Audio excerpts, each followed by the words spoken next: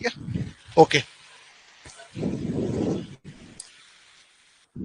चलो, जो टॉपिक है जल संरक्षण, इसमें सुन लेना पहले एक बात को कि जल संरक्षण का मतलब क्या हुआ। संरक्षण मतलब हुआ जल का बचाव करना। अब बचाव दो तरह से, एक तो पानी को प्रदूषित होने से बचाना कि भाई पानी खराब ना हो। दूसरी बात यह कि बचाना मतलब संग्रह करना।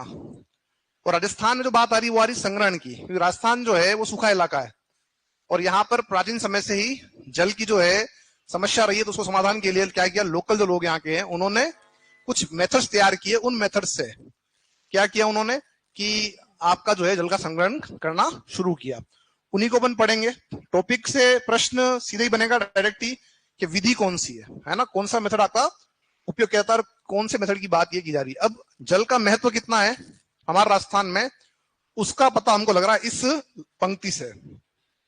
क्या लिखा हुआ है, घी ढुलिया मारो कीनी जासी, पानी ढुलिया मारो जी भले। मतलब घी ढुलिया चल जाएगा एक बार के लिए, लेकिन पानी ढुलिया तो थोड़ी सी दिक्कत हमारे को आएगी। तो वास्तव में ये स्थिति हमारे राजस्थान की रही है। अब देखो, जो राजस्थान हमारा है उसमें नदी और उसका जो कैचमेंट एरिया है वो कितना है, उस आधार पर जो नदी आपकी, मैं बात कर रहा हूं कैचमेंट एरिया की, मैं आपके प्रवास क्षेत्र की बात नहीं कर रहा हूं, मैं केवल किसी बात कर रहा हूं कैचमेंट एरिया के अकॉर्डिंग। अगर हम देखें तो सबसे ज्यादा जो आपका एरिया किसका है, बनास का। लेकिन अगर क्षेत्रफल की बात करूं, जिन जिलों में बह रही है उसके अकॉर्डिंग आ जाएगी लूनी फर्स्ट पर। लेकिन जो जल की मात्रा की अगर बात करूं, कैचमेंट एरिया की बात करूं, तो बनास आपकी नंबर 1 पर आएगी, फिर आपकी आएगी लूनी और फिर आएगी चंबल।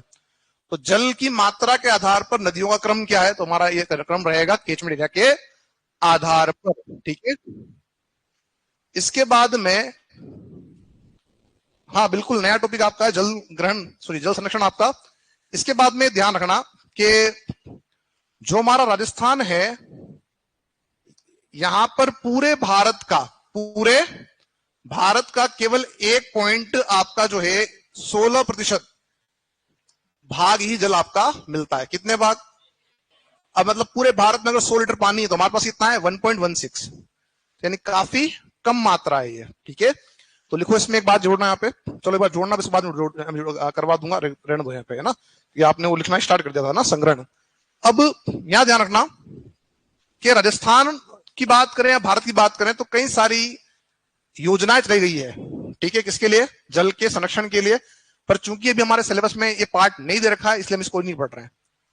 जैसे करंट अभी मैंने बता दिया ईआरसीपी पूछ सकता है, वहां से पूछेगा तो आप वहां से कर लेना। लेकिन ये योजनाएं भी आपकी चलाई गई थी, तो इन योजनाओं को भी अपने को नहीं पढ़ना है क्योंकि हमारे इतना सिलेबस में नहीं है। लेकिन अगर आपके करंट अफेयर दे रखा है, करंट अफेयर दे रखा है, तो उसमें ये ध्यान रखना कि राजस्थान में जो लेटेस्ट योजनाएं चल रही है वो सारी पढ़नी है। जितनी योजना आपको दे रखी है सारी पढ़नी है। और सबसे बेस्ट रहेगा आर्थिक समीक्षा उठा लेना। आर्थिक समीक्षा में राजस्थान की हर योजना का उल्लेख है, तो उसको अगर देख लोगे तो इसी आपका काम हो जाएगा। अब हमने जो पहला देखा था कुआं, जो कुआं है इसमें ध्यान रखना क्या प्रश्न पूछेगा। कुआं ये है कि मैंने लिखवाया आपको भूमिगत जल का संग्रह होता है, तो सीधा प्रश्न पूछ लेगा भाई निम्न में से कौन सा स्रोत वर्षा जल संग्रहण का नहीं है। तो कुआं जो है उसमें पानी कहां से आ रहा है, भूमिगत आ रहा है। जो कुई है उसमें पानी कहां से आ रहा है, भूमिगत आ रहा है। बावड़ी में पानी कहां से आएगा, भूमिगत। तो वहां पर 3 ऑप्शन दे रखे होंगे, कौन से वाले, जो भूमिगत वाले हैं, और एक दे रखा होगा वर्षा वाला, या 3 दे रखे होंगे वर्षा वाले और एक दे रखा होगा आपका भूमिगत। तो जो प्रश्न पूछेगा उसके अकॉर्डिंग जवाब देना है और दिमाग ये लगाना है कि सब पानी कहां से आ रहा है, वर्षा से आ रहा है या आपके भूमि के अंदर से पानी इसमें प्राप्त हो रहा है। तो ये कैसा आपका है, भूमिगत हो जाएगा। फिर मैंने बताया आपको कुई, जो कुआं है उसका ही छोटा रूप क्या कहलाता है, कुई। कुई में क्या होता है कि जो कुई है उसको बनाते हैं किसी तालाब या किसी नदी के किनारे। कोई तालाब होता है या कोई नदी आपकी है उसके किनारे बनाते हैं। उसमें क्या होता है कि जो पानी आपका है इस तालाब में या इस नदी में, जो पानी आपका है वो क्या हो जाएगा, वो रिसकर जो आपने कुई बनाई है, छोटी कुई सकड़ी, उसके अंदर ये पानी आपका बढ़ जाएगा, हाँ या ना।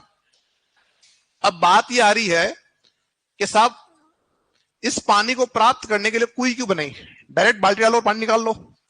लेकिन ध्यान ये रखना कि जो कुई होती है उसका मुख्य उपयोग होता है पेयजल, ड्रिंकिंग वाटर के लिए, साफ पानी प्राप्त हो इसके लिए इसका उपयोग किया जाता है। तो क्या होगा, जब पानी आपका इसमें रिस्कर आएगा, जब पानी इसमें आपका रिस्कर आएगा तो पानी शुद्ध होगा। क्या होगा, शुद्ध होगा तो इसका उपयोग हम करते हैं पीने के पानी के लिए, पेयजल। ध्यान रखना, निम्न में से मुख्य उपयोग इसका पेयजल का है वो कौन है? कुई। क्योंकि कुएं का उपयोग सब में कर रहे हो, आप पानी भी पी रहे हो, आप सिंचाई भी कर रहे हो और आप नहा भी रहे हो अंदर उतर के, लेकिन इसमें आप जो है उतर नहीं पाओगे क्योंकि कैसा होता है? सकड़ा होता है। तो ये ध्यान रखना कि जो इसका उपयोग है वो क्या है? मुख्य उपयोग आपका है पेयजल, ड्रिंकिंग वाटर के लिए। फिर जो पश्चिमी राजस्थान है हमारा, उसमें जो कुआं होता है उसे हम कहते हैं बेरा, और जो छोटा कुआं होता है उसे हम कहते हैं बेरी। छोटा कुआं या कुई जो क्या बोलेंगे उसे हम कहेंगे बेरी। अब आता है नाम जोहड़ का।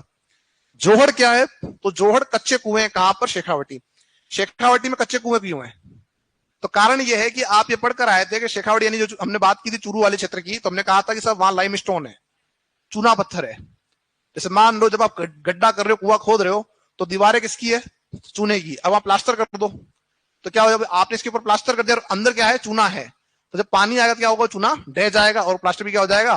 ढह जाएगा। तो कुएं कैसे रहते हैं? आपके रहते हैं कच्चे। और उसमें क्या होता है? जो सबसे गहरा भाग है उसे हम क्या बोलते हैं? इसको चुंबी बोलते हैं। एक व्यक्ति विशेष जिसका नाम है राजेंद्र सिंह, ये वह व्यक्ति है जिसको कहा जाता है वाटरमैन ऑफ इंडिया या पानी वाले बाबा। अब इन्होंने ऐसा क्या किया? तो ऐसा कहा जाता है कि जो राजेंद्र सिंह है, इन्होंने अपने गांव में जल संरक्षण के लिए कुछ योजनाएं बनाई, कुछ मेथड्स बनाए। हुआ ये कि पढ़ाई करने के शायद जयपुर पर गए और पढ़ाई बड़ी पूरी हो चुकी थी। गांव में इनकी समस्या रहती थी पानी की, खास तौर से ग्रीष्म काल में। तो इनके पिताजी ने कहा भाई कि तुमने पढ़ाई पूरी कर ली है, अब पढ़ाई जो तुमने की है कम से कम उसका उपयोग हम कहां करें? अपने गांव में करें, अपने गांव की जो है डेवलपमेंट में करें। तो इनको बुलाया गया। अब गांव में कहीं पर भी पानी की व्यवस्था नहीं है। सबसे पहला काम इन्होंने किया कि जो जोहड़ होते हैं इनमें उतरे, और उतर के इन्होंने देखा कि पानी तो नहीं अंदर, लेकिन जो तल है वो उसमें नमी है। मतलब क्या हुआ कि अगर थोड़ा और खोदा जाए तो उसमें पानी आएगा। तो उन्होंने क्या किया? उन जोहड़ को क्या कराया? गहरे करवाया। दूसरा क्या किया इन्होंने? क्या किया कि जो गांव के लोग थे उन सबकी मदद लेकर जहां से पानी आता था बरसात समय में, वहां पर बना दिए एनीकट। कोई सहयोग नहीं है गवर्नमेंट का, खुद ग्रामीण जो लोग हैं वो अपना सहयोग दे रहे हैं, खुद के पैसे लगा रहे हैं। और इस तरह से उन्होंने क्या किया? छोटे छोटे एनीकट बना दिए। जैसे बरसात हुई वो एनीकट बनने लग गए, और जो आपके जोड़ हैं उस समय क्या हो गया? पानी आपका भर गया। अब उन एनीकट के बनने से, उन जोड़ के गहरा होने से इस गांव में साल भर पानी की व्यवस्था हो गई। अब जैसे ये बात पास वाले गांव को पता लगी तो उन्होंने बोला हमारी भी हेल्प करो, हमको भी आइडिया दो, हम भी तैयार हैं।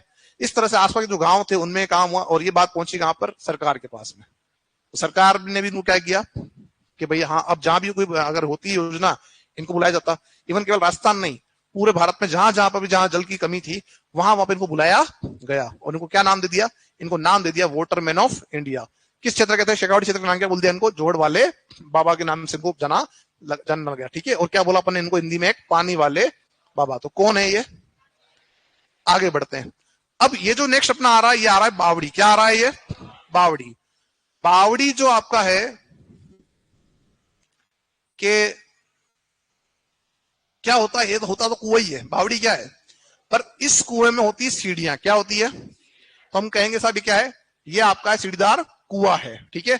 अब ये जो बावड़ी आपको दिख रही है, बावड़ी कौन सी दिख रही है? ये है आपकी आभानेरी। कौन सी बावड़ी है?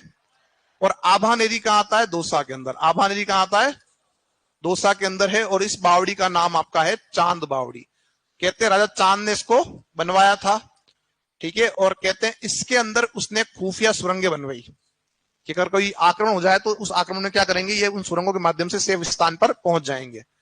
तो ऐसा कहा जाता है कि कोई एक बार इस बारात जो है वो इसमें चली गई, इस बावड़ी से चली गई कि इस सुरंग के माध्यम से हम निकल जाएंगे कहीं पे। ठीक है। तो कहते हैं वो जो बारात थी वो न तो आगे निकली जहां निकलना चाहिए और न पीछे निकली। अब वो कहां गई किसी को पता नहीं।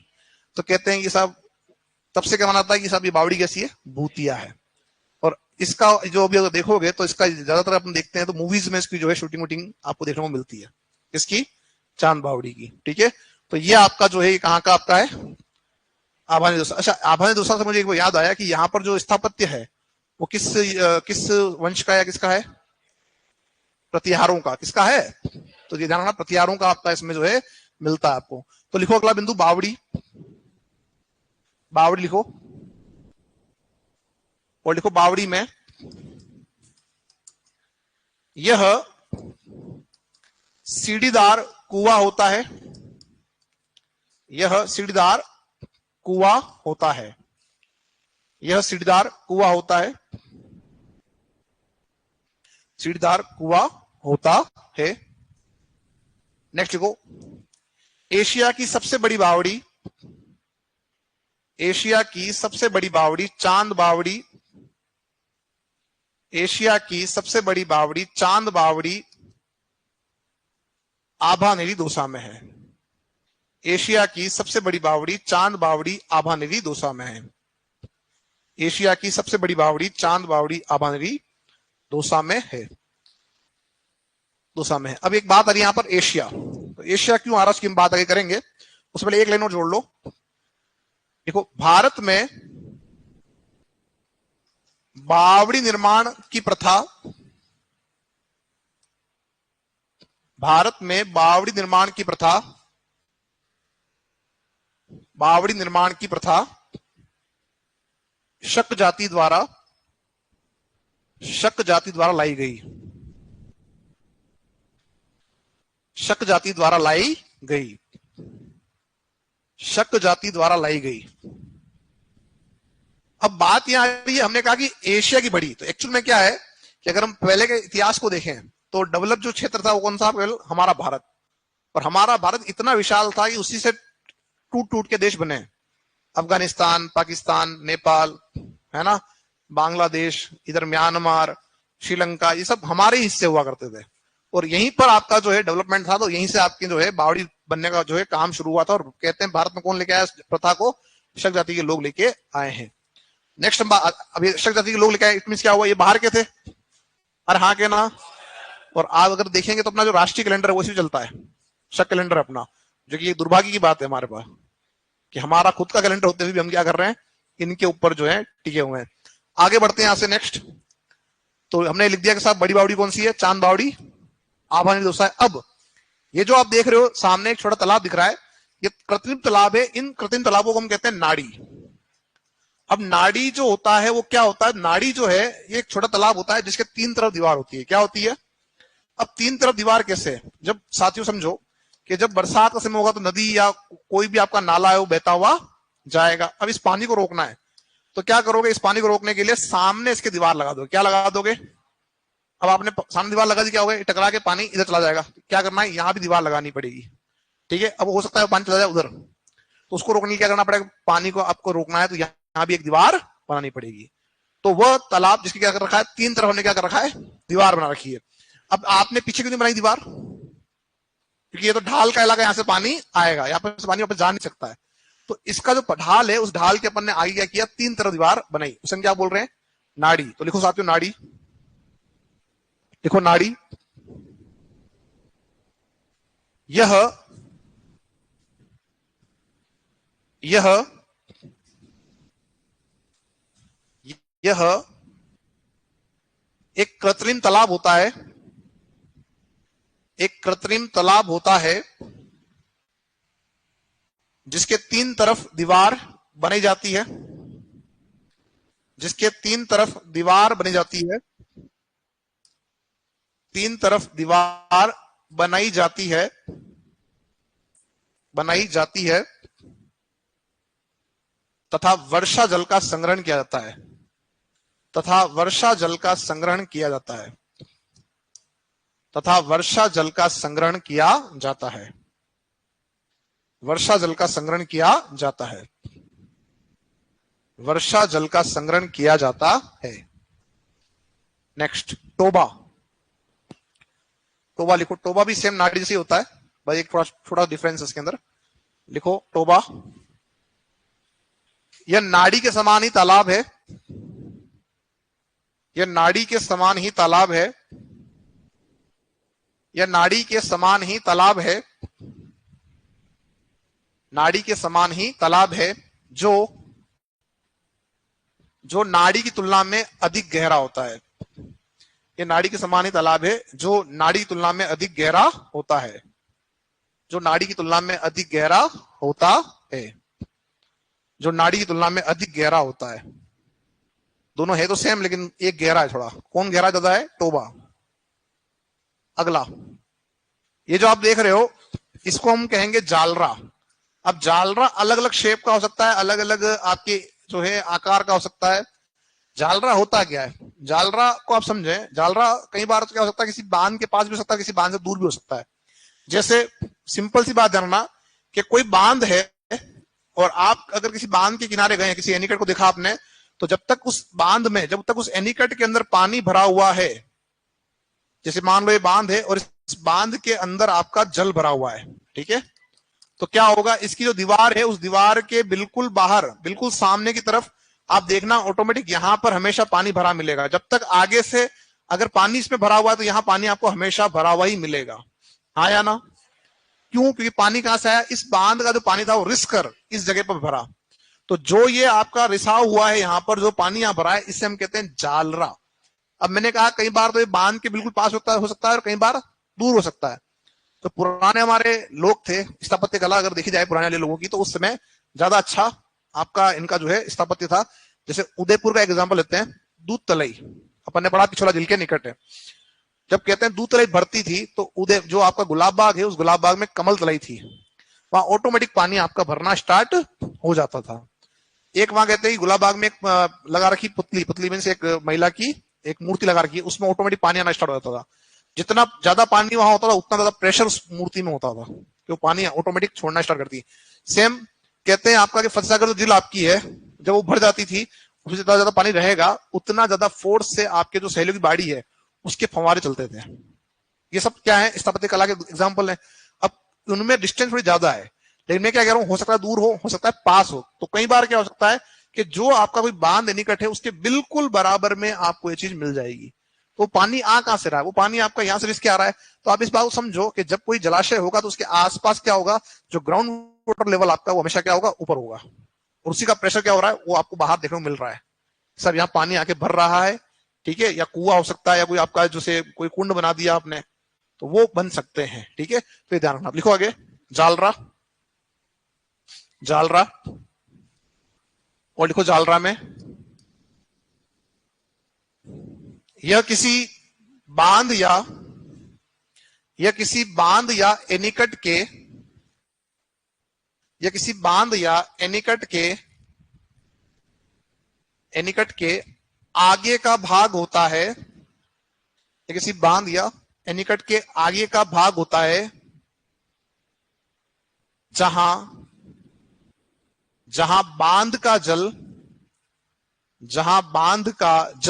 रिस कर भरता है, जहां बांध का जल रिस कर भरता है, जहां बांध का जल रिस कर भरता है, जहां बांध का जल रिस कर भरता है। नेक्स्ट आ रहा है खडीन। खडीन लिखो, खडीन पूछा जाता, कई बार पूछ चुका है एग्जाम में, खडीन। अब खडीन क्या है, तो खडीन आपके एक तरह से तालाब एक कच्चे, और इन तालाबों का निर्माण किया था जैसलमेर के पालीवाल ब्राह्मणों ने। अब उसमें क्या हुआ कि तालाब जो आपके कच्चे तालाब हैं, इनमें हो रहा है कि सब मिट्टी के बना दिए इन्होंने पानी रोकने के लिए। अब क्या हुआ, इसमें मान लो इस खडीन के अंदर या इस तालाब के अंदर पानी भरा हुआ है, ठीक है, तो क्या होगा, यहाँ पर जो पानी भरा हुआ है, तो इसके अंदर जो पानी भरा हुआ है तो आसपास जो भूमि है उसमें आपकी नमी रहेगी। तो क्या होता था कि वहां पर बिना सिंचाई के आप खेती कर सकते, यानी फसल उत्पादन कर सकते थे, ठीक है। और जब बिना सिंचाई के आप कृषि कर रहे हो यहां पर, तो इस प्रकार की जो कृषि है वो कहलाती थी खडीन कृषि, जो कि एक तरह से शुष्क कृषि का एग्जाम्पल है। तो खडीन क्या है, आपके तालाब है जिनका निर्माण किसने किया, जैसलमेर के पालीवाल ब्राह्मणों ने किया, और इसके निकट जो कृषि करते उसे क्या बोलते हैं अपन, खडीन कृषि कहते थे। लिखो इसमें खडीन, और लिखो खडीन, लिखो यह जैसलमेर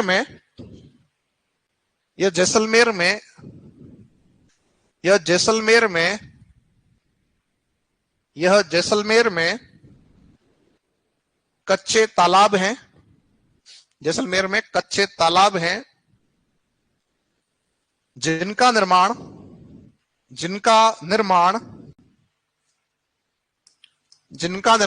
जैसलमेर के पालीवाल ब्राह्मणों ने किया, जैसलमेर के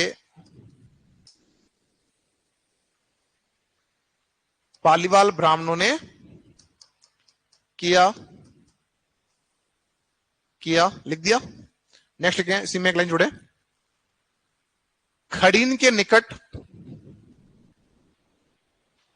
खड़ीन के निकट निकट बिना सिंचाई के, खड़ीन के निकट बिना सिंचाई के, बिना सिंचाई के कृषि की जाती, बिना सिंचाई के कृषि की जाती है,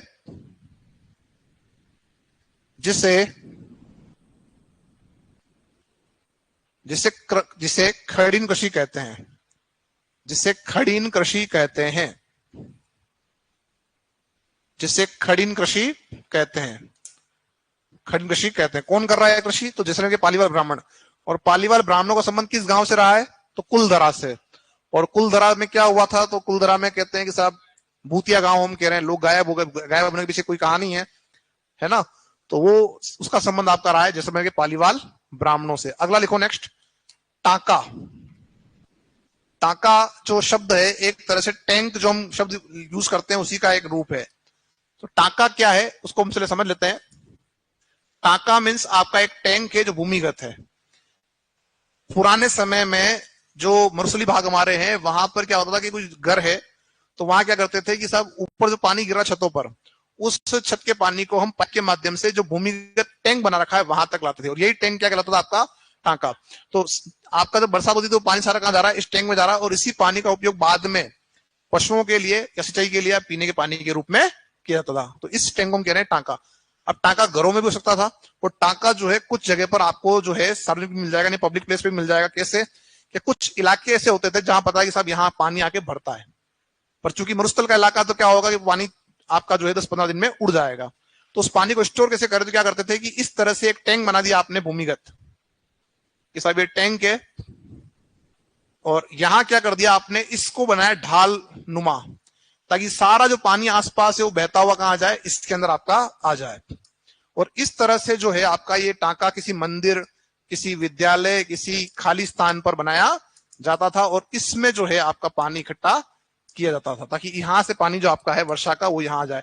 अब इस टांके में पानी साफ रहे इसके लिए भी प्रयास किया जाता था कि इसके आसपास कोई भी गंदगी ना करे, ताकि जब बरसात हो पानी बिल्कुल क्या हो, साफ पानी आपका इस टांके में जाए। और अगर कोई गंदगी जाती भी है तो क्या हो जाएगा? जब पानी आपका स्थिर हो जाएगा तो पानी के नीचे गंदगी बैठ जाएगी, और इसका उपयोग पीने के पानी के रूप में करते हैं। तो ये जो टांका है आपका वास्तव में क्या है? ये भूमिगत आपका टैंक है, जिसमें क्या कर रहे हैं? वर्षा के जल को हम संग्रहित कर रहे हैं। लिखो उसमें टांका, और लिखो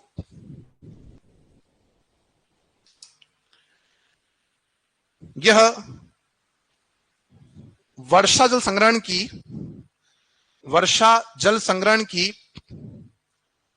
प्राचीन तकनीक है।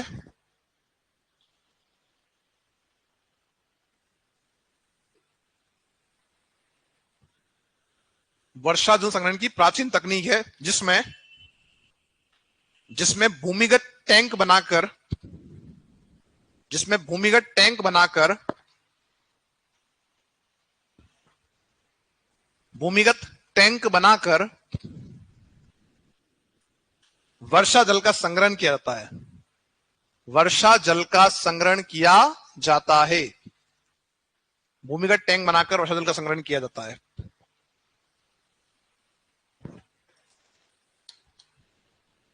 किसमें कर रहे हो? टांका में कर रहे हो, ठीक है। अब यहीं से अपन चलते हैं आगे। टांके का ही एक नवीन जो रूप है वो ये है, जो आप अपने घरों में भी उपयोग में ले रहे हैं, और इसका उपयोग अभी महानगरों में किया जा रहा है। जिस तरह से भारत सरकार ने स्वच्छ भारत योजना के तहत आपने देखा होगा कि सबके क्या है, घरों में शौचालय बनवाए थे ताकि कोई भी बाहर खुले में न जाए। तो उसी तरह से आने वाले समय में ये हो जाएगा कि गवर्नमेंट वापस क्या देगी? सब्सिडी देगी कि आप जितने भी लोग हैं आप अपने घरों में इस तरह से एक टांके का निर्माण करो। इसमें क्या होगा कि टांके और उसमें डिफरेंस क्या है? पहला ये डिफरेंस है, जैसे मान लो ये बिल्डिंग जिसमें आप बैठे हो, यहां अगर एक टांका बना दे हम, ठीक है, तो क्या होगा? वो टांका 1 या 2 बारिश में भर जाएगा, और जो बाकी समय रहेगा क्या होगा? पानी आपका व्यर्थ जाएगा। तो इस जगह पर आप कितना बड़ा टांका बनाओगे? संभव नहीं है। तो क्या किया जाए? यहां पर आप ये काम कर सकते हो कि यहां पर पानी आपका ज्यादा है और आपने बोरवेल कर रखा है, तो जो पानी ऊपर गिर रहा है उसको एक पाइप के माध्यम से लाओ, फिल्टर में फिल्टर करो, और उसके मुख्य पाइप को जोड़ दो एक बोरवेल के पाइप से। ये बोरवेल का पाइप है, ऐसे जोड़ दो, पानी कहां जाएगा? सीधा बोरवेल। इससे क्या होगा? इससे जो भूमि का जल स्तर आपका है वो बढ़ जाएगा। तो ये जो आपका पैटर्न है, ये पैटर्न आपका हर जगह काम आ सकता है। जहां पे वर्षा ज्यादा है वहां पे भी, जहां वर्षा कम है वहां पे भी। तो ज्यादा वर्षा हो रही है तो क्या होगा, सीधा पानी कहां जाएगा, अंदर। और ये भारत के अंदर अभी जो है वर्तमान में सबसे बड़ी समस्या है। क्या समस्या है, जो भूमिगत जल स्तर आपका है वो डाउन हो रहा है। चेन्नई भारत का पहला शहर बन गया जिसने क्या बोला कि साहब हमारे पास में भूमिगत जल स्तर नहीं है, जीरो, शून्य है, जबकि वो समुद्र के पास है। तो आप सोचो आप कहां बैठे हो। जब वो समुद्र के पास है तो वहां से पानी रिस्क भी तो जाता होगा अंदर, लेकिन फिर भी इतना उसकी खपत कर दी गई कि अंदर पानी नहीं जा पा रहा है, या अंदर पानी है ही नहीं। और ऐसी समस्या उदयपुर जो जहां भी आप बैठे हो वहां भी आती, कुछ क्षेत्रों में जहां ग्रीष्म काल में बोरवेल का जो जलस्तर ऊंचा चला जाता था नीचे, लोगों को टैंकर डलवाने पड़ते हैं घरों में, ये हकीकत है। तो ये सबसे बड़ी समस्या है और इसका समाधान आपका यही है कि इस तरह का जो है पैटर्न यूज किया जाए और इस पैटर्न से ये जो स्तर आपका जल स्तर है वो बढ़ जाएगा। ठीक है, तो इसे हम क्या बोल रहे हैं, इसे हम बोल रहे हैं रेन वाटर हार्वेस्टिंग। लिखो इसमें, rain water harvesting, rain water harvesting, rain water harvesting, rain water harvesting, rain water harvesting. और लिखो, यह टांका प्रणाली का ही नवीन रूप है, यह टांका प्रणाली का ही नवीन रूप है, नवीन रूप है, टांका प्रणाली का ही नवीन रूप है, रूप है। इसमें वर्षा जल को, इसमें वर्षा जल को पाइपों के माध्यम से, वर्षा जल को पाइपों के माध्यम से भूमिगत टैंक, वर्षा जल को पाइपों के माध्यम से भूमिगत टैंक या बोरवेल के पाइप, बोरवेल के पाइप में डाला जाता है, बोरवेल के पाइप में डाला जाता है, डाला जाता है। इसमें जोड़ लो, यह प्रणाली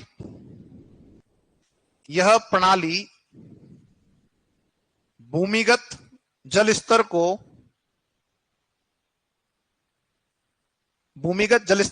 बढ़ाने में सहयोगी है, भूमिगत जल स्तर को बढ़ाने में सहयोगी है, भूमिगत जल स्तर को बढ़ाने में सहयोगी है, बढ़ाने में सहयोगी है। कंप्लीट। अब लिखो अन्य तथ्य, अन्य तथ्य। और लिखो इसमें, पहला, जल ग्रहण क्षेत्र के आधार पर नदियों का क्रम, जल ग्रहण क्षेत्र के आधार पर नदियों का क्रम, जल ग्रहण क्षेत्र के आधार पर नदियों का क्रम। जो कैचमेंट एरिया आपका है उसकी हम बात कर रहे हैं। जल ग्रहण क्षेत्र के आधार पर नदियों का क्रम, नदियों का क्रम। और करना, बनास, लूनी, चंबल, माही, केवल नाम लिखने, बनास, लूनी, चंबल, माही, बनास, लूनी, चंबल, माही, बनास, लूनी, चंबल, माही, चंबल, माही, बनास, लूनी, चंबल, माही। फिर लिखो नेक्स्ट, देश के कुल, नेक्स्ट पॉइंट, देश के कुल सतही जल का, देश के कुल सतही जल का, देश के कुल सतही जल का केवल 1.16% भाग, केवल 1.16%, 1.16, 1.16% भाग, 1.16% भाग राज्य में मिलता है,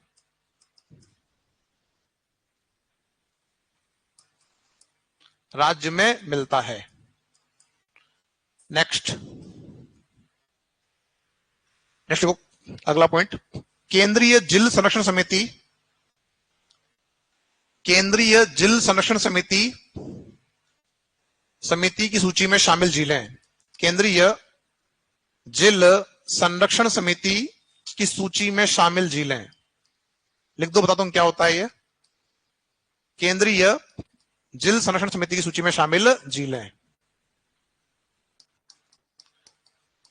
झीलें लिखो इसमें नाम, पिछोला, फतेह सागर, पिछोला, फतेह सागर, आना सागर, आना सागर, पुष्कर, पुष्कर, नक्की, नक्की और मानसागर। नक्की और मानसागर, ये क्या हो गई? ये आपकी शामिल है किसमें? केंद्रीय जल संरक्षण समिति की। अब इसमें क्या है कि ये जो झीलें हैं, इनकी देखरेख के लिए, इनके संरक्षण के लिए गवर्नमेंट दे रही पैसा। इनकी सफाई के लिए करोड़ रुपए खर्च करती है गवर्नमेंट। और कौन कर रही है? Central government.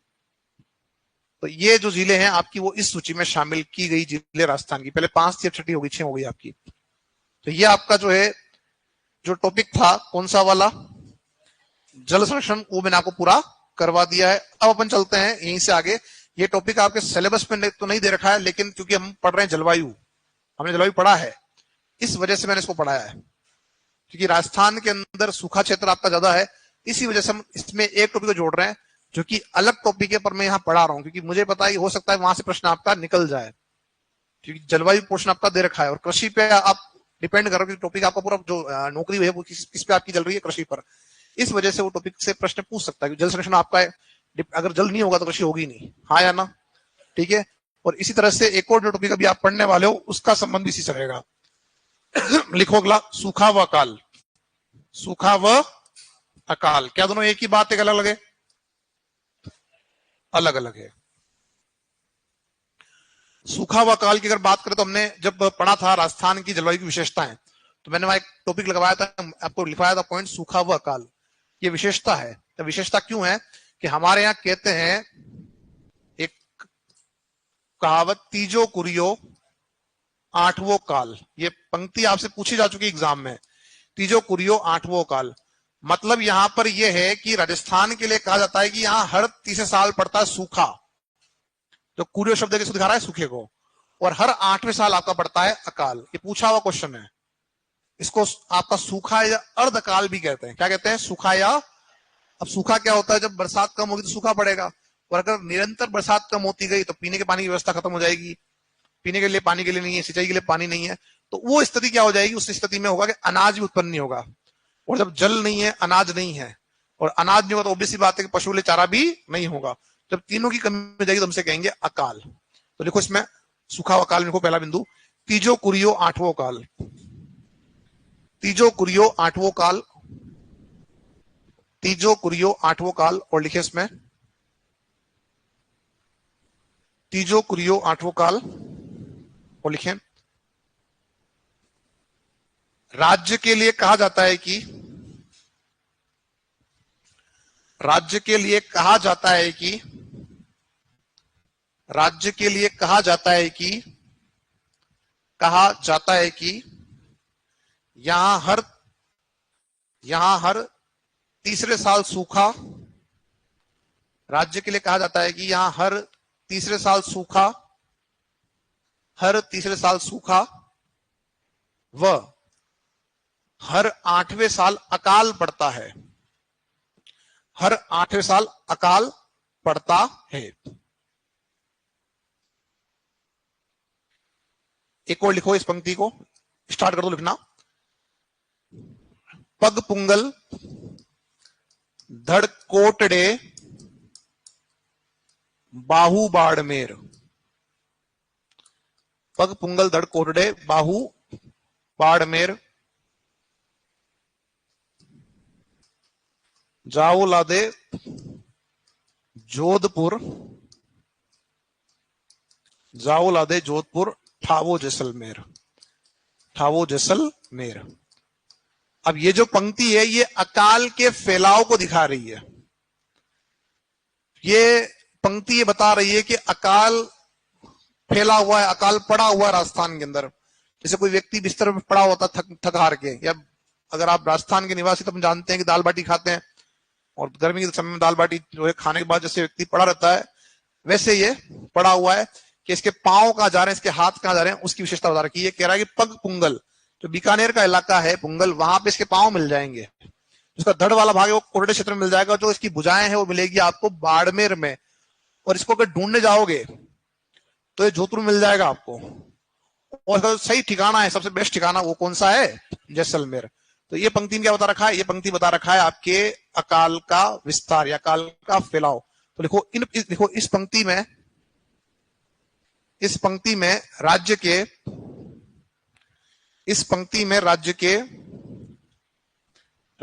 के पश्चिमी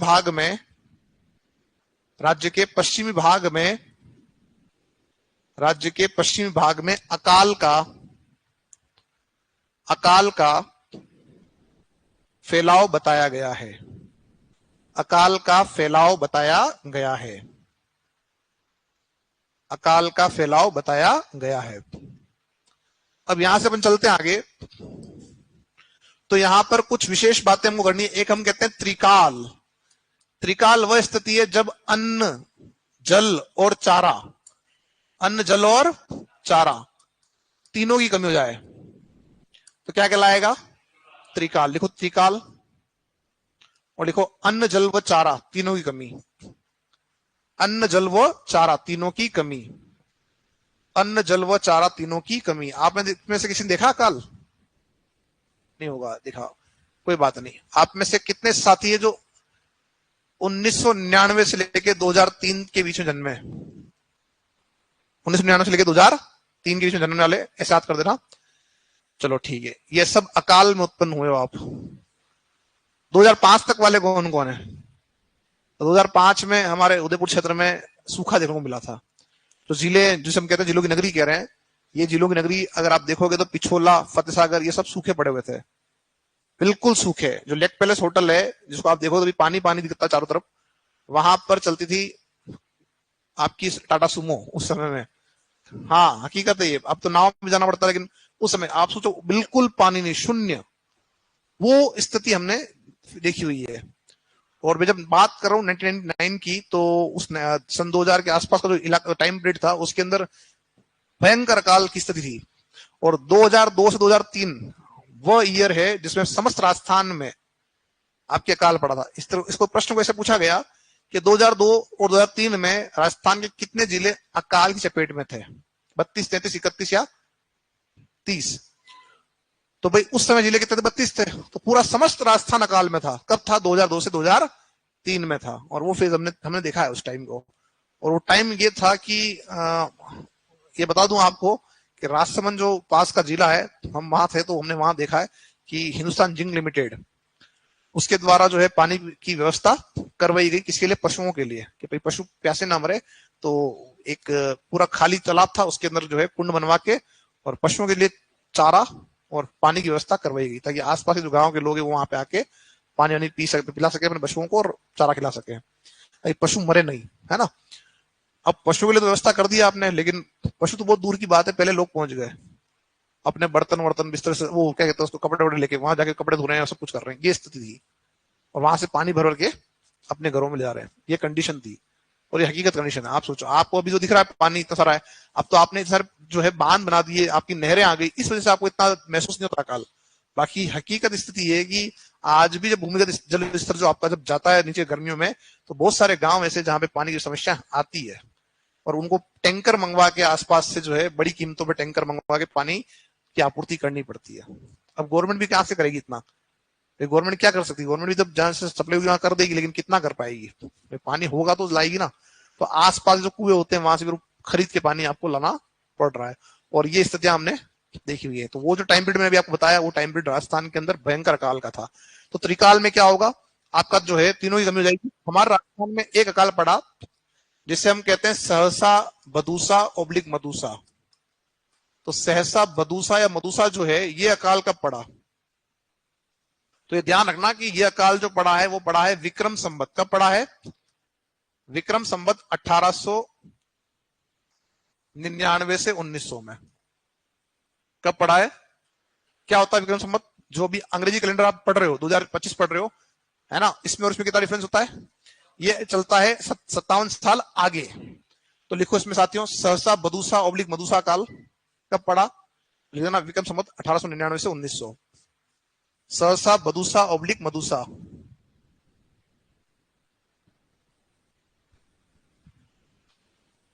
एक साथी लिख रहे हैं कि सर हमने तो अकाल, नोटबंदी, कोरोना, युद्ध, विमान हादसा सभी देख लिया, क्या करें अपन? अब अपन गलत युग में पैदा हो गए,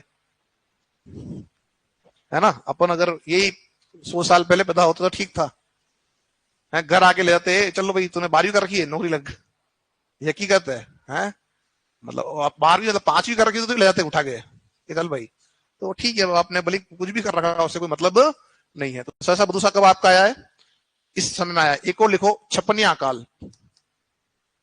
छप्पनिया अकाल जो पड़ा है वो पड़ा है विक्रम संवत 1956 में।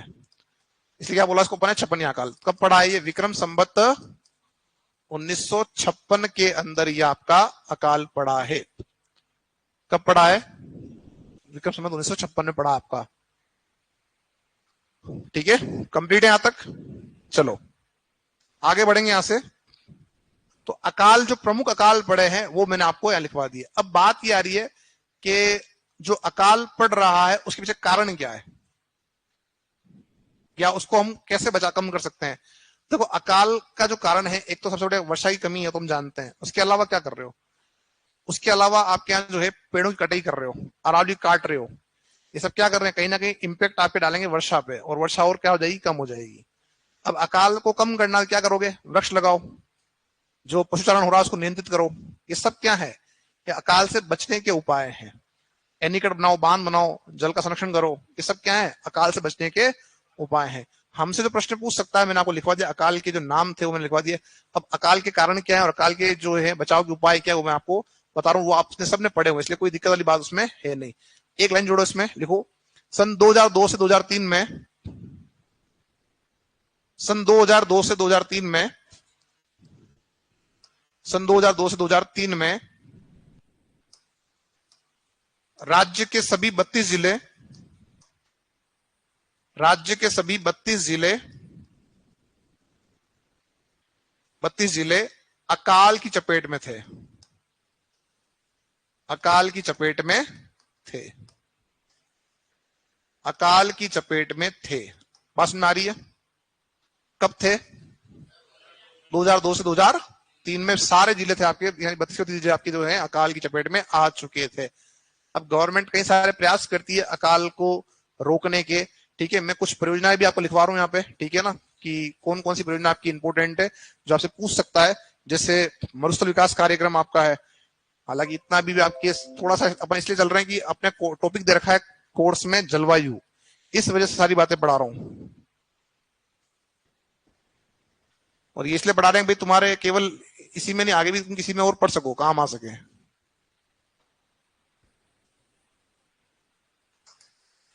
है ना। चलो अब यहाँ देखो साथियों, जो इंपोर्टेंट योजना तुम्हारी है उनको लिखना है। इसमें ध्यान रखना कि जो कोई योजना चलती है तो उसमें राजस्थान सरकार और जो सेंट्रल गवर्नमेंट उसका योगदान रहता है।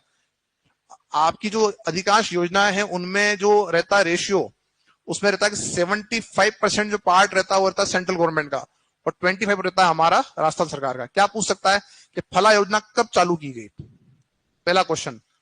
और दूसरा क्वेश्चन ये पूछ सकता है सब इसमें कितना योगदान किसका है। तो 75-25 का रेशियो आपको अगर याद है तो आप टिक लगा देना। चांसेस ये है कि 99% आपका क्वेश्चन का आंसर राइट ही रहेगा।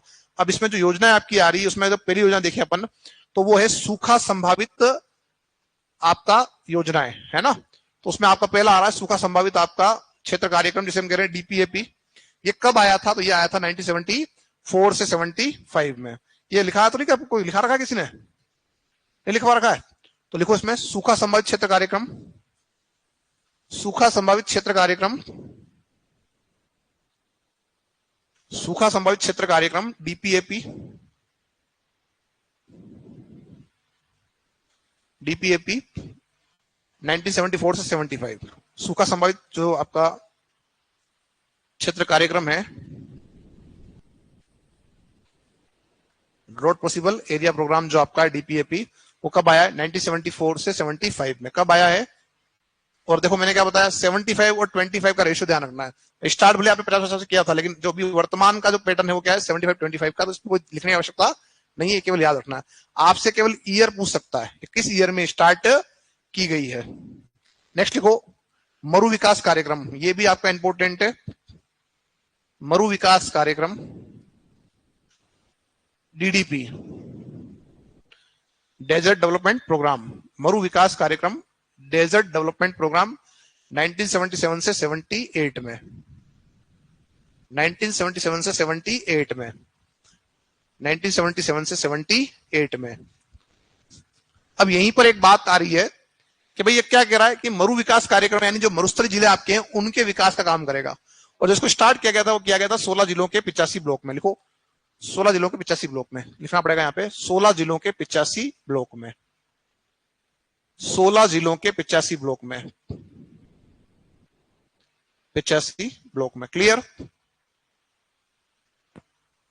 मरु विकास कार्यक्रम के अंदर आप जो है यहाँ पर जो मरुस्थल को रोकने के लिए क्या उपाय कर सकते हो, तो उसको रोकने के लिए आप जो है जो भी प्रयास जैसे वृक्ष लगाना वो करना, ये कर सकते हो। जो परिस्थिति आपका संतुलन है उसको बनाए रखना, उत्पादकता में वृद्धि करना, वन का विकास करना, चारागाह का विकास करना, ये सब काम आप इसमें करोगे। आपसे केवल योजना और उसका ईयर पूछेगा, ये हमारा स्तर इतना ही है। ठीक है, यहाँ मेरे सामने सब कुछ चीजें हैं, पर मैं केवल आपको क्या लिखवा रहा हूं और उसका ईयर। ये प्रश्न आपका बन सकता है। अब एक यहाँ पे लिखना नहीं, केवल सुनना, प्राकृतिक आपदा कोष लिखना नहीं है। प्राकृतिक आपदा कोष क्यों बनाया गया कि भाई कोई आपदा आ जाती है तो जनता की सहायता किस तरह से की जाए, तो उसके लिए आपने जो एक आपदा कोष बनाया और उसमें प्रतिवर्ष जो है सेंट्रल गवर्नमेंट और स्टेट गवर्नमेंट आपका पैसा डालती रहती है। जैसे भी एक हादसा हुआ, विमान हादसा हुआ, तो भाई उसमें जो मृतक हुए हैं उनको गवर्नमेंट जो है पैसा देगी, तो कहां से देगी, वो इन्हीं आपदा कोषों से पैसा देती है। ठीक है, ये ध्यान रखना। आगे बढ़ते हैं। एक ये जो आपका है, हालांकि ये थोड़ा पुराना हो चुका है, इसमें क्या था कि जो जलधारा योजना है इसमें ये किया गया था कि जो किसान होते हैं उनको बहुत कम जो है किराए पर आपका जो पंप सेट होता है वो उपलब्ध कराए गए थे। किसमें? जलधारा योजना में। ये कब आई थी? 1994 में आई थी। चूंकि ये पुरानी योजना है इसलिए मैं आपको इसमें लिखवा नहीं रहा हूं। पर जलधारा, जल की धारा कहां से आएगी भाई? आपको भाई पंप लगा जैसे धारा निकल रही है ना, तो उसके किराए उसको कम दर पर आपने जो है इनको उपलब्ध करवाया था। एक मैंने भी आपको जो बताया था आपदा, वो प्राकृतिक आपदा थी। ये आपका कौन सा है? राज्य आपदा प्रबंधन है। इसमें भी मैंने जो बात बताई आपको कि कोई आपदा, कैसी भी आपदा आ जाए तो उसमें जनता की सहायता किस तरह से की जाएगी, ऐसी की जाएगी। ठीक है ना? इसके बाद जो है इसमें जो अध्यक्ष होगा वो कौन होगा? आपका सीएम आपका अध्यक्ष होगा। अपने को केवल देखना सूखा अकाल वाली। ठीक है, एक यहाँ ये ध्यान रखना योजना, मैंने आपको कहा था अभी कि आप में से कौन साथी जो है 2005 तक पैदा हुए हैं, वो पूछा था मैंने भी। तो रीजन क्या है उसमें आप ये देखें, यहाँ पे एक आपका जो है एक स्कीम आ रही है, फूड स्टैंप योजना। ठीक है, और इस योजना में ध्यान रखना कि इसमें सिंपल सा एक फंडा था, काम के बदले अनाज। जैसा अपन ने पढ़ा था कि साहब राजसमंद झील का निर्माण कराया गया अकाल राहत कार्य के तहत, तो काम के बदले अनाज दिया गया और पैसा दिया गया। वैसे यहाँ पर जो है काम के बदले अनाज दिया गया था। ये उस समय की सबसे चर्चित स्कीम थी। ठीक है, जिसमें जो है काम के बदले अनाज दिया गया, और इसमें इस स्कीम को आपने नरेगा के अंदर भी लागू किया था। ठीक है, जो फूड स्टैम्प आपकी योजना वो कब आई थी? 2004 के अंदर आपकी आई थी। ठीक है, तो इसमें खाली लिख दो, इसमें नाम लिख दो, फूड स्टैम्प योजना 2004 सॉरी 2004।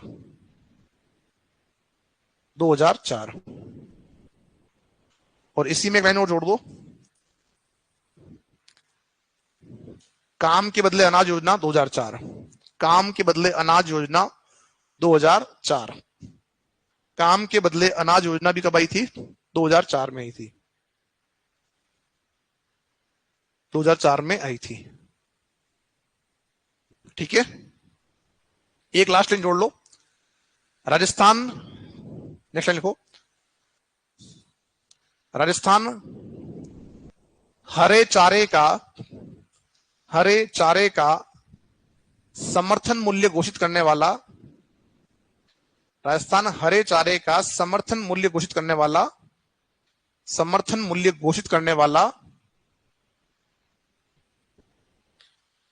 देश का पहला राज्य है। ठीक है, देश का पहला राज्य है।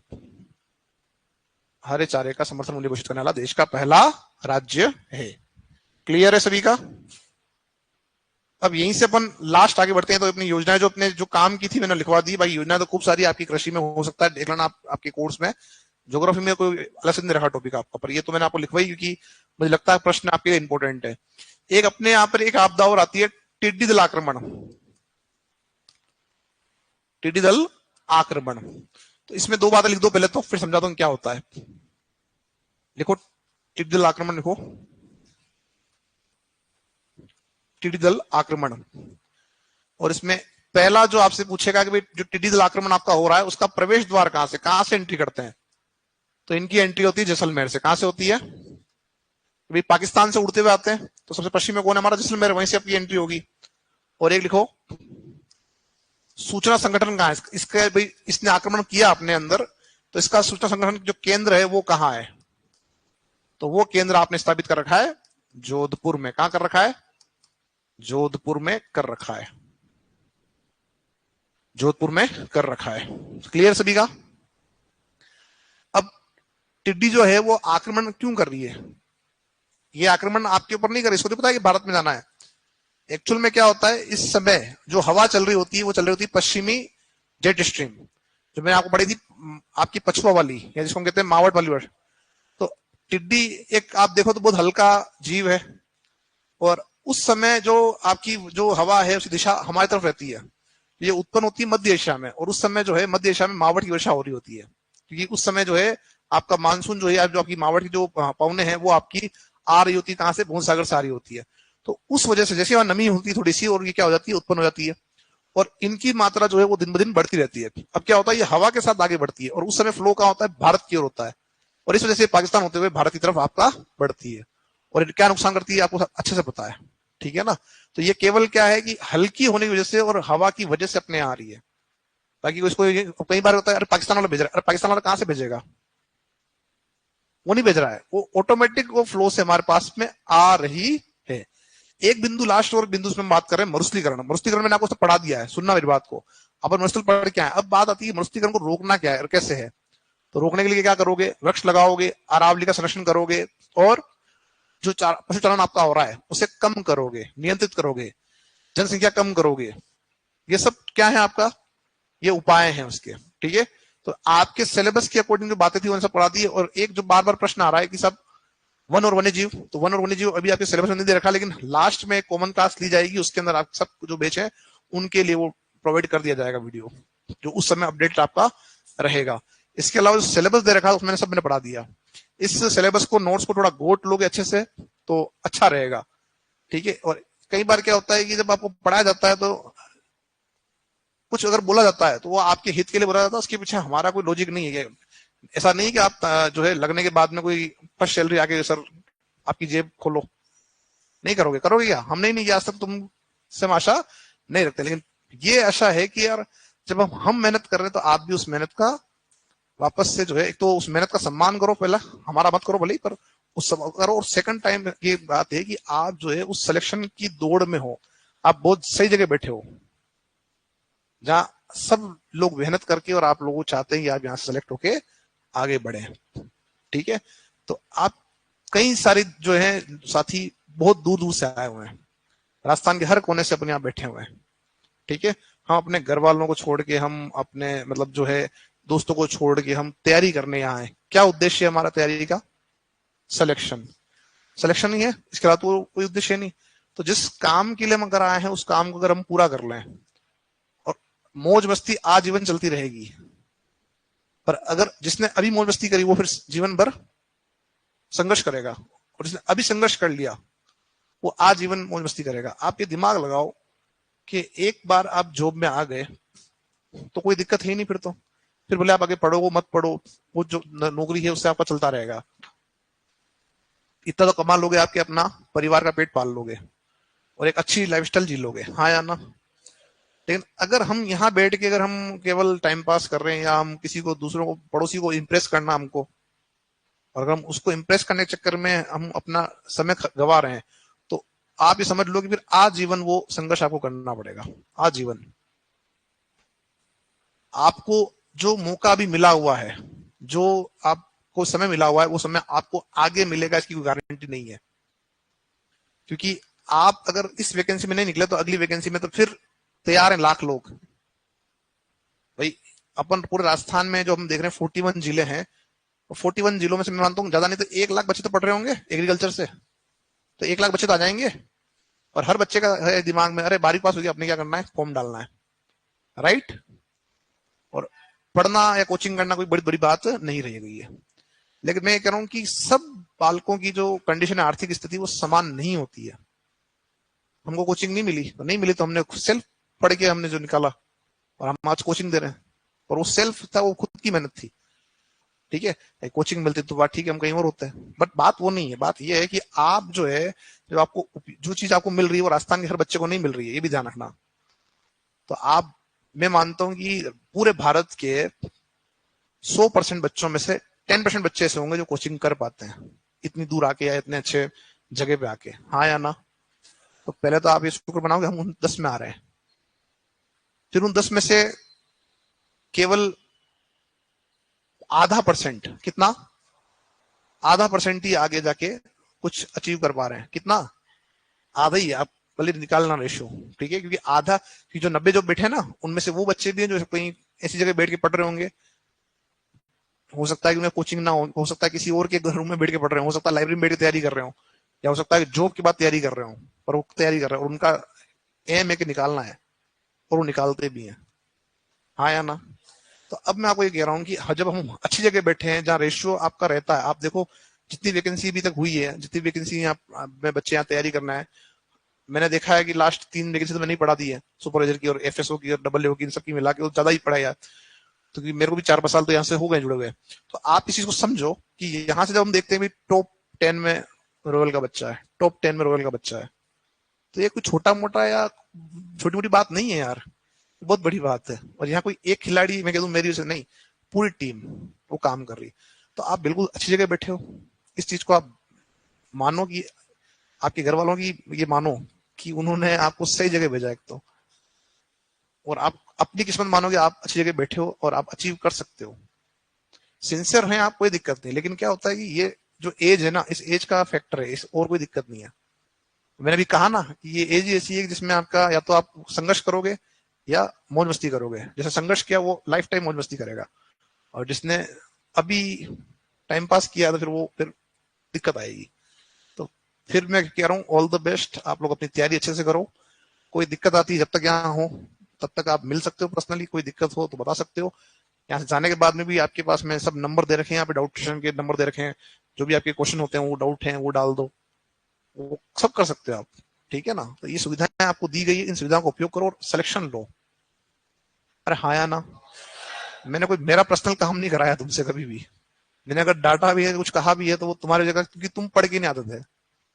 मैंने कभी ये तो नहीं कहा कि भाई तुमने मेरी तारीफ नहीं की इसलिए मैं तुम्हारा डांट रहा हूँ। कभी कहा क्या तुमने मेरे को गुड इवनिंग नहीं कहा, कि नमस्ते नहीं कहा कि मैं तुमको डांट रहा हूँ? नहीं ना, मैंने तुम्हारा इसलिए हमेशा कहा कि भाई जो मैं पढ़ाया वो तुम्हारा याद होना, लेकिन तुम्हारा याद नहीं था तो फिर ऑब्वियस सी बात है कि थोड़ा सा गुस्सा तो आना संभव है, और इस जगह आप भी होगे तो संभावना है। दूसरी बात, एक मुद्दा आया था कि साहब मैं तो फला जगह पढ़ के आया हूँ, एक ऐसा अभी हुआ इंसिडेंट, मैं फला जगह पढ़ के आया, इनको ऐसा नहीं है ना वैसा नहीं है, क्या पढ़ा रहे हैं। तो मैं पहली बात बता दूं कि अगर ऐसा कोई कर रहा है तो आप वो भ्रांति में है, वो तो है ही, और आपको भी डाल रहा है। तो आप जो पढ़ रहे हो बिल्कुल सही पढ़ रहे हो। और जब कोई व्यक्ति कैसे कह सकता है कि ग्रेड 1 का आप जो है पेपर उठा के देखना और अपने नोट से मिलाना, ये तो तब कह सकता है ना जब उसको पता है कि हाँ भाई मैंने इतनी दम से पढ़ाया है। समझ में आ रही बात। और मैंने ये कहा कि तुम्हारे सिलेबस में जो टॉपिक दे रखे उनको मिलाना, तुम्हारे सिलेबस में नहीं दे रखे उनको मत मिलाना, और उनको मिलाना तो जो एओ वाले डबल वाले बच्चे हैं उनके नोट्स ले लेना, उनसे मिला लेना। अगर उनका भी मिलाने का शौक हो तो उनसे मिला लेना। और अभी तो एक पेपर हुआ, अभी तो और होंगे 2-3 शायद 3 पेपर होंगे इसके, तो आज तो एक ही हुआ है। तो अभी समय नहीं था, मैं बाकी में समय होता तो सोल्व करवाता क्वेश्चन को। पर ये ध्यान रखना कि आप जितने पेपर अभी हो रहे हैं उनको करना, और जिस दिन ये नोट्स पूरे हो जाए गोट लो, उस दिन फिर मेरे को बोलना सर ये हो चुका है अब क्या पढ़ना है, तब हम बात करेंगे। पर ये पहले अच्छे से कर लो और एमसीक्यू करो। जितने एमसीक्यू करोगे सिलेक्शन चांसेस उतने बढ़ जाएंगे। इसको अच्छे से पढ़ के आप एमसीक्यू फोकस करना, जितना एमसीक्यू करोगे जितनी प्रैक्टिस करोगे उतना सिलेक्शन होगा। चलो ऑल द बेस्ट। समय अपने पास भी लिमिटेड था, तो जितना अपन अच्छा कर सके उतना अपन ने किया है। और आप लोग जो है बस उस प्रैक्टिस को फोकस पे रखना, और प्रैक्टिस जितनी करोगे उसी से सिलेक्शन आएगा। समझ में आ रही बात। और वेटेज जो दोगे, सुनना बात को, वेटेज जो दोगे आप, तो वेटेज ऐसा नहीं है कि आप अरे ऐसे तो क्वेश्चन नहीं आ रहे तो हम क्यों दें। आप वेटेज देना सबको इक्वल देना, क्योंकि अभी जैसे मैं आज मुझे लग रहा था कि ज्योग्राफी के 5 क्वेश्चन ही आएंगे ग्रेड 1 में, पर आज क्वेश्चन ज्यादा थे उसके अंदर। तो ये फिर कह रहा हूँ कि वेटेज आप ऐसे मत करना कि इसमें तो पहले इतने क्वेश्चन आया था, नहीं, हो सकता है किसी में कम दे दे किसी में ज्यादा दे दे। ठीक है, चलो ऑल द बेस्ट। अरे बस बस ये नहीं करना, ये नहीं करना है बिल्कुल। जो साथी ऑनलाइन है उन सबका भी शुभकामनाएं, और आप सब भी जो है लगे